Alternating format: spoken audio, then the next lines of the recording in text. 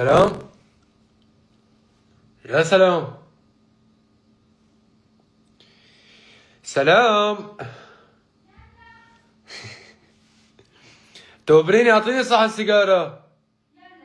توبريني انت، يلا.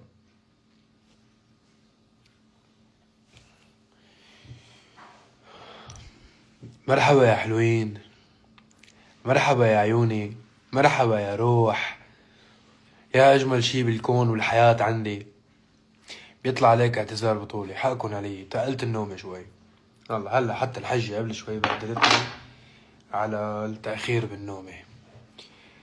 حبيبي يا فهد، يطول عمرك يا رب. أشواق بالأكثر، ولكل أهل العراق الغالين. مو كان لايف بعد الفطور؟ هذا شو؟ هذا بعد الفطور.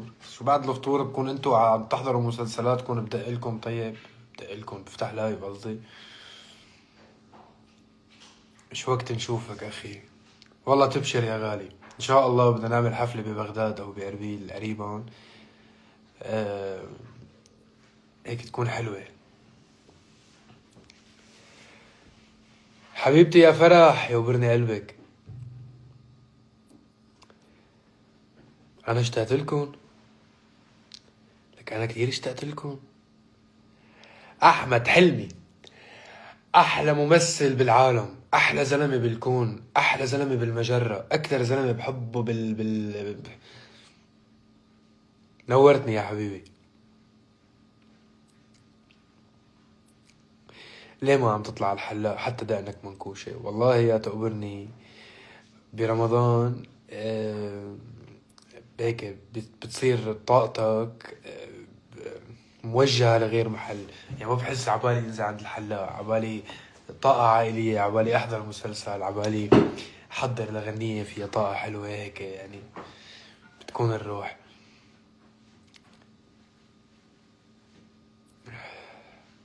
حاسس حالي كثير اصلا. شكلك كثير متغير. ايه حاسس حالي متغير عن قبل، لانه عم نكبر. عم نكبر مع بعض. بلشنا صغار بلا دقن، كنتوا تتساءلوا علي لاني بلا دقن. هلا عم تطلع الدقن معكم، وعم نكبر مع بعضنا ونتطور مع بعضنا. شنو فطرت؟ good question. فطرت كوسة محشي وفريكة. اللهم صل على النبي. شو كمان؟ وعاملة امي فتة مكدوس. هاي بس الشوام بيفهموا علي. فتة مكدوس وفريكة وكوسة محشي، وعامل. بس بعدين هذا اللي فطرناه.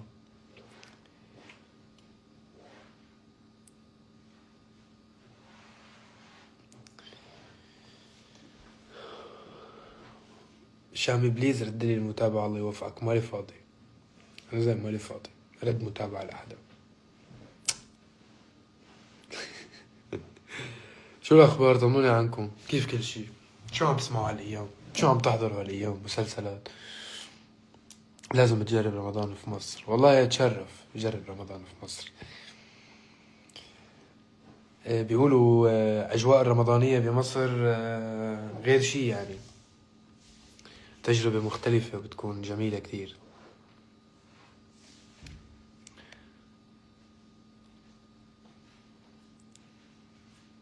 صاير حباب على الدقن الطويلة. أنا حباب بدقن وبلا دقن، بس انتو ما بتشوفوا. بس أنا مبسوط، علاقتنا بطلت توكسيك مثل قبل. روق.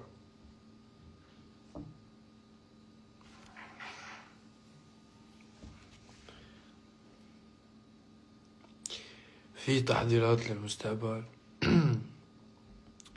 في تحضيرات للمستقبل. في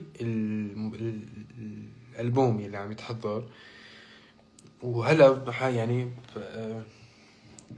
بنتناقش مع بعض، لأنه في كتير أفكار مشوشة براسي صراحة يعني. وأنا تعودت أكون حقيقي معكم ونتشارك الأفكار والآراء مثل دايما، وبتعطوني رأيكم هلا بشو عم فكر صراحة.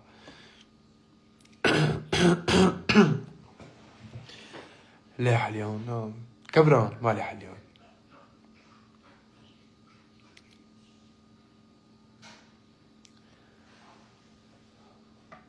سلام. تقبريني انت مي.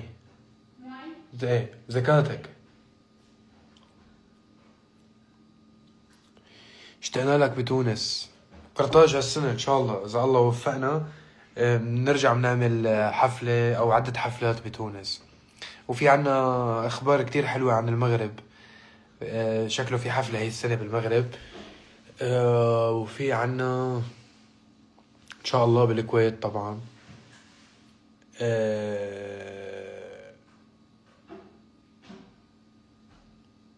عنا بالعراق ان شاء الله.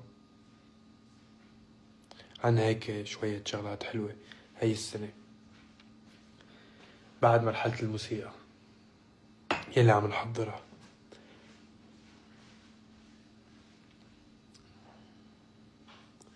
إذا بدنا نتشارك الآراء مثل اليوم اشتريت سيارة بلاها، لا مو هي الفكرة، لا مش فكرة نختار الأغاني اللي بدنا ننزلهم، نحن ممكن نتشارك بالفكر والهوية.